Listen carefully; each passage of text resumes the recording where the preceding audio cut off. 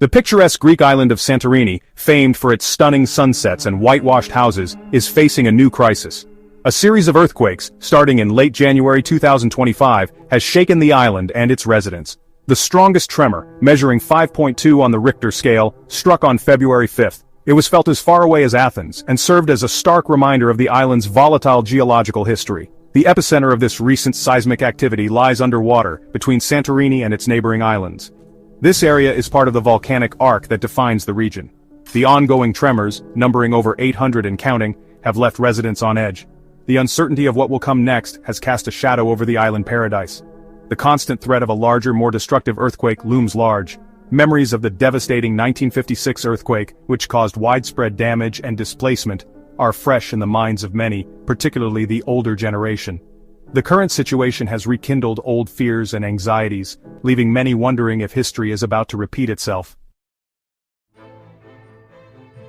The ground shook so violently. Buildings crumbled around us. It felt like the end of the world. We lost everything.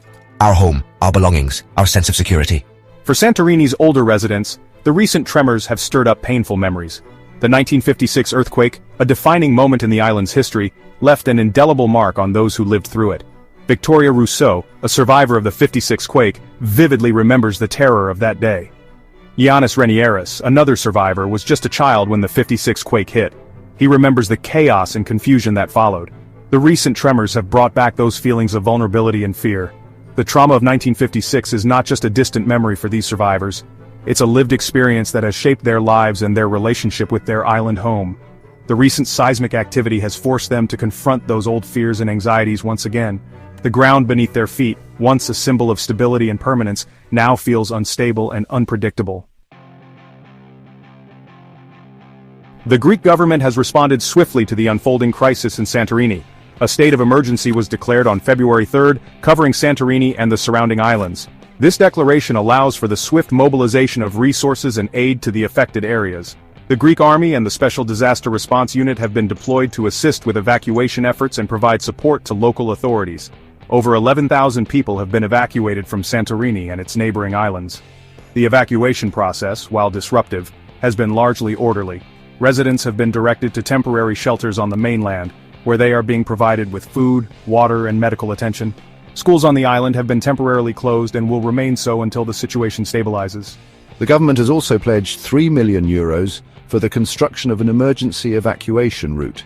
This route, designed to facilitate a faster and more efficient evacuation in the event of a major earthquake, is a critical investment in the island's future safety and resilience. Prime Minister Kyriakos Mitsotakis is scheduled to visit Santorini in the coming days to assess the situation firsthand and reassure residents of the government's unwavering support.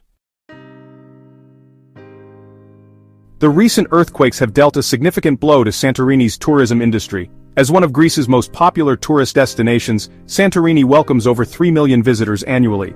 The current crisis, however, has brought the industry to a standstill, casting a long shadow of uncertainty over the island's economic future. Ferry and airline schedules have been severely disrupted, with many services cancelled or delayed. Cruise ships, a major source of revenue for the island, have diverted their routes, bypassing Santorini altogether. The UK's Foreign, Commonwealth and Development Office has issued a travel advisory, urging tourists to avoid certain ports and choose safe routes. Hotels, restaurants and souvenir shops, the lifeblood of Santorini's economy, stand empty. The usually bustling streets are deserted, the vibrant atmosphere replaced by an eerie silence. The economic impact of this crisis is expected to be significant, particularly for the many islanders whose livelihoods depend on tourism. The long-term consequences remain to be seen, but one thing is certain: Santorini's road to recovery will be long and arduous.